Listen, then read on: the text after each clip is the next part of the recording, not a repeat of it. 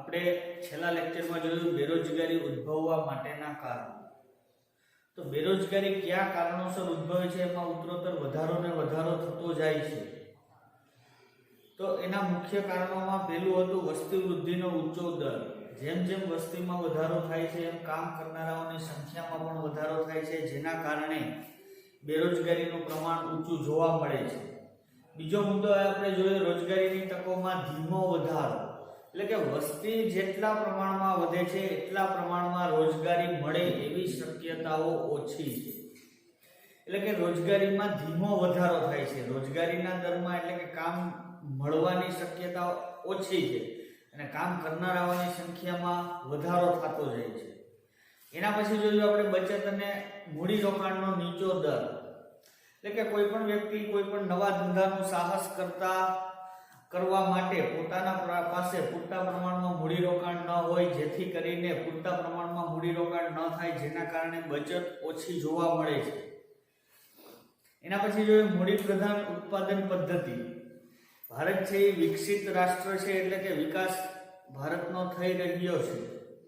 તો કોઈ પણ વિકસિત રાષ્ટ્ર હોય, વિકાસશીલ રાષ્ટ્ર હોય, તો એના માટે મૂડી પ્રધાન ઉત્પાદન પદ્ધતિ એટલે કે યંત્રો દ્વારા કામ કરવામાં આવે, મૂડી રોકાણ કરી અને ઉત્પાદનમાં વધારો થાય એવા પ્રયત્નો કરવામાં આવે, એવા પ્રમાણમાં વધારો કરવામાં આવ્યો છે. જ્યારે ઉત્પાદન પદ્ધતિ બે પ્રકારની હોય છે, શ્રમ પ્રધાન અને મૂડી પ્રધાન. તો શ્રમ પ્રધાન ઉત્પાદન પદ્ધતિ ભારત જેવા દેશ માટે વધારે અનુકૂળ છે, જેનું મુખ્ય કારણ છે કે ભારતમાં વસ્તીનું પ્રમાણ વધારે છે, એટલે કે કામ કરનારાઓની સંખ્યા વધારે છે. તો શ્રમ પ્રધાન ઉત્પાદન પદ્ધતિ વધારે યોગ્ય ગણી શકાય. એના પછી આપણે મુદ્દો જોયો વ્યાવસાયિક શિક્ષણનું નીચું પ્રમાણ. એટલે કે કોઈ પણ ક્ષેત્રમાં શિક્ષણ આપવામાં આવે છે વ્યક્તિને, તો એ વ્યવસાયને લગતું નથી. ટૂંકમાં સીધું એ કામ કરી અને પોતાની આવક મેળવી શકે એવા પ્રશ્નો ઓછા જોવા મળે છે. એટલા માટે તેને શિક્ષણ પદ્ધતિ એવી હોવી જોઈએ કે જે વ્યવસાયને લગતી તાલીમ મળતી હોય. તો હવે આપણે એના પછી છઠ્ઠો મુદ્દો જોઈએ બેરોજગારી ઉદ્ભવવાના કારણોમાં.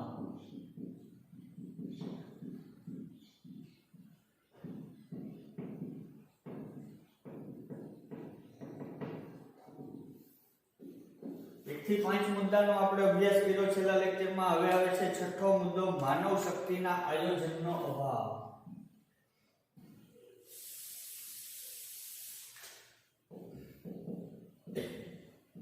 માનવ શક્તિના આયોજનનો અભાવ. માનવ શક્તિનું જે આયોજન થવું જોઈએ એ યોગ્ય પ્રમાણમાં ન થાય તો વ્યક્તિઓ પોતાની પૂરતી આવડતનો ઉપયોગ કરતા નથી અને ઉત્પાદન ઓછું રહે છે, જેથી કરીને લોકોની આવક ઓછી થાય. તો એમાં જોઈએ તો ભારતમાં આયોજન કાળ દરમિયાન એટલે કે જ્યારથી પંચવર્ષીય યોજનાની શરૂઆત થઈ ત્યારથી અત્યાર સુધીમાં યોગ્ય આયોજન થયું નથી. દેશમાં વર્તમાન સમયમાં જે પ્રકારની શ્રમની માંગ થાય છે તે સંદર્ભમાં પૂરતા યોગ્ય શ્રમનો પુરવઠો પ્રાપ્ત થાય તેવા પ્રકારની માનવ શક્તિનું આયોજન કરવા માટેની શિક્ષણ વ્યવસ્થા ઊભી કરવી જોઈએ. ઉદાહરણ તરીકે આપણે જોઈએ તો કે ભાઈ કોઈ પણ વ્યક્તિ સીએની ડિગ્રી મેળવે તો એ સીએનું કામ કરી શકે એવો હોવો જોઈએ. એને એના માટે કોઈ પણ પ્રકારની તાલીમ મેળવવી પડે એવું ન હોવું જોઈએ.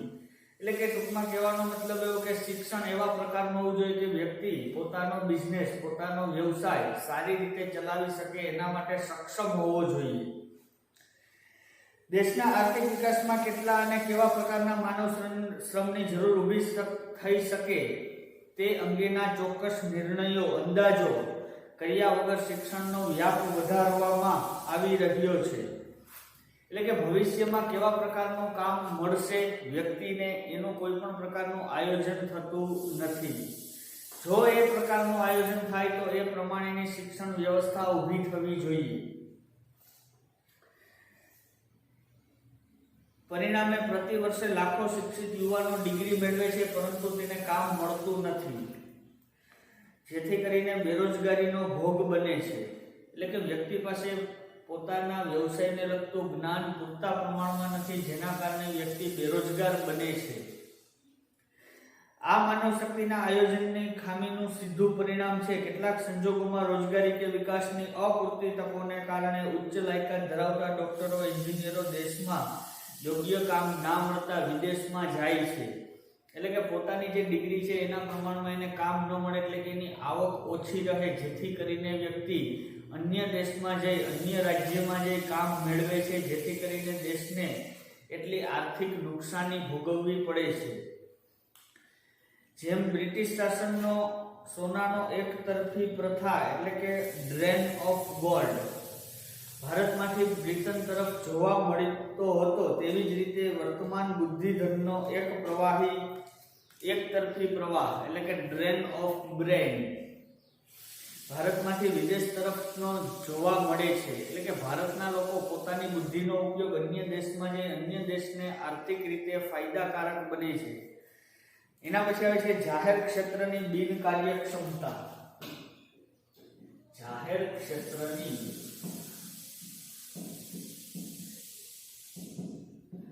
બિનકાર્યક્ષમતા. જાહેર ક્ષેત્ર એટલે કેવું ક્ષેત્ર? તો કે જે સરકાર હસ્તકનું હોય એવા પ્રકારનું ક્ષેત્ર. જાહેર ક્ષેત્રની બિનકાર્યક્ષમતા એટલે કે એની પૂરતા પ્રમાણમાં કાર્ય કરવાની ક્ષમતા હોય છતાં કામ ન કરતા હોય એવી પરિસ્થિતિ. આઝાદી પછી ભારતમાં ખાનગી ક્ષેત્ર કરતાં જાહેર ક્ષેત્રના વિકાસને વધારે મહત્વ આપવામાં આવ્યું છે. ખાનગી ક્ષેત્ર એટલે કે કોઈ પણ વ્યક્તિગત માલિકીનું ક્ષેત્ર હોય, કોઈ પણ ઔદ્યોગિક કંપની હોય તો જે તે વ્યક્તિની માલિકીની હોય. જાહેર ક્ષેત્ર એટલે તો તેમાં મૂડીરોકાણ સરકારનું હોય. જાહેર ક્ષેત્રની એકમોની સંખ્યા અને તેમાં મૂડીરોકાણમાં ખૂબ વધારો થયો છે. જાહેર ક્ષેત્રે રોજગારી સર્જનના જે અંદાજો કરવામાં આવ્યા હતા તે પ્રમાણેની રોજગારીનું સર્જન કરવામાં જાહેર ક્ષેત્ર નબળી કાર્યક્ષમતાને કારણે સફળ થયા નથી. ટૂંકમાં જેટલા પ્રમાણમાં મૂડીરોકાણ કરવામાં આવ્યું છે એટલા પ્રમાણમાં સામે રોજગારીનું સર્જન થઈ શક્યું નથી, એટલે કે લોકોને પૂરતા પ્રમાણમાં રોજગારી મળી શકતી નથી, જે એક પ્રકારની ખામી જાણી શકાય. જાહેર ક્ષેત્રની નબળી કાર્યક્ષમતાને કારણે વધુ પ્રમાણમાં રોજગારી આપી શકે તેવા ખાનગી ક્ષેત્ર ઉપર જાહેર ક્ષેત્રના વિકાસના હેતુસર અંકુશો મૂકવામાં આવ્યા હતા. જ્યારે 1991માં જે આર્થિક સુધારાઓ કરવામાં આવ્યા એ પહેલા ખાનગી ક્ષેત્ર માટે જાહેર ક્ષેત્ર માટે 18 જેટલા ઉદ્યોગો અંકુશિત રાખવામાં આવ્યા હતા. એટલે કે એમાં ખાનગી ક્ષેત્ર પ્રવેશી ન શકે એવા ઉદ્યોગો. અત્યારે હવે માત્ર એમાં અમુક પ્રકારની છૂટછાટો આપ્યા બાદ હવે માત્ર 3 ઉદ્યોગ એવા છે કે જેમાં ખાનગી ક્ષેત્ર પ્રવેશ કરી શકતું નથી. તેમજ ખાનગી ક્ષેત્રના વિકાસ માટે પૂરતું ધ્યાન પણ આપવામાં ના આવતા રોજગારીની તકો ઓછી ઊભી થઈ છે. ખાનગી ક્ષેત્રને પૂરતા પ્રમાણમાં પ્રોત્સાહન ન મળવાને કારણે રોજગારીનું પ્રમાણ નીચું રહ્યું છે અને બેરોજગારીમાં વધારો થયો છે. એના પછી જોઈએ તો 8મો મુદ્દો છે કૃષિ ક્ષેત્રના વિકાસની અવગણના. કૃષિ ક્ષેત્રના વિકાસની અવગણના. ભારત દેશ છે એ કેવો દેશ છે? તો કે કૃષિ પ્રધાન દેશ છે, ખેતી પ્રધાન દેશ છે. એટલે કે ભારતની મોટા ભાગની વસ્તી કૃષિ ક્ષેત્ર, ખેતી ક્ષેત્ર ઉપર આધાર રાખે છે પોતાનું ગુજરાન ચલાવવા માટે. ભારતની મોટા ભાગની વસ્તી ગામડાઓમાં વસે છે, તો એના માટે આવકનો સ્ત્રોત તરીકે માત્ર કૃષિ ક્ષેત્ર જ હોય તો કૃષિ ક્ષેત્રનો વિકાસ થવો જરૂરી છે. પરંતુ એનું મુખ્ય કારણ છે કૃષિ ક્ષેત્રના વિકાસની અવગણના. એટલે કે કૃષિ ક્ષેત્રનો વિકાસ થાય એવા પગલાઓ બહુ ઓછા લેવામાં આવ્યા, જેના કારણે બેરોજગારીનું પ્રમાણમાં પણ વધારો થયો છે. ભારત કૃષિ પ્રધાન દેશ છે અને ભારતની મોટા ભાગની વસ્તી ગામડાઓમાં વસે છે. આ વસ્તી મોટે ભાગે રોજગારી માટે કૃષિ ક્ષેત્ર પર આધાર રાખવો પડતો હોય છે. તેથી કૃષિ ક્ષેત્રે વધારે રોજગારી પૂરી પાડે તેવું આયોજન કરવું જોઈએ. કૃષિ ક્ષેત્રે પૂરતા પ્રમાણમાં રોજગારીનું સર્જન થાય એના માટે હરિયાળી ક્રાંતિ કરવામાં આવી હતી, જે ખૂબ જ ખર્ચાળ પદ્ધતિ હતી. 1968માં હરિયાળી ક્રાંતિ થઈ. એના મુખ્ય ઘટકો હતા રાસાયણિક ખાતરો, જંતુનાશક દવાઓ, સિંચાઈની સુવિધાઓ, ટેકનોલોજીનો ઉપયોગ. આવા તમામ મુદ્દાઓ કોઈ પણ નાનો ખેડૂત હોય, સીમાંત ખેડૂત અથવા તો નાના ખેડૂતો એનો ઉપયોગ કરી શકતા ન હતા. શું કામ? તો કે એની પાસે મૂડીરોકાણ કરવા માટે પૂરતા પ્રમાણમાં સગવડતા ન હતી. તો એ સગવડતા મૂડીરોકાણ માટેની જો પૂરી પાડવામાં આવે, ધિરાણ આપવામાં આવે, તો એ લોકો પણ સારું ઉત્પાદન કરી અને રોજગારીમાં વધારો કરી શકે. પરંતુ એવું શક્ય બન્યું નથી. પરંતુ ભારતની આર્થિક વિકાસ નીતિમાં કૃષિ ક્ષેત્ર કરતાં અન્ય ક્ષેત્રોને વધારે મહત્વ આપવામાં આવ્યું છે. કૃષિ ક્ષેત્ર કરતાં અન્ય ક્ષેત્રોને એટલે કે ઔદ્યોગિક ક્ષેત્ર અને સેવા ક્ષેત્રને વધારે પ્રમાણમાં મહત્વ આપવામાં આવ્યું છે. પરિણામ સ્વરૂપ કૃષિ ક્ષેત્રના વિકાસને ઓછું મહત્વ અપાતા કૃષિ ક્ષેત્રનો વિકાસ યોગ્ય થઈ શક્યો નથી. કૃષિ ક્ષેત્રને ઓછું પ્રોત્સાહન આપવામાં આવ્યું, જેના કારણે પૂરતા પ્રમાણમાં સુધારો શક્ય બન્યો નથી.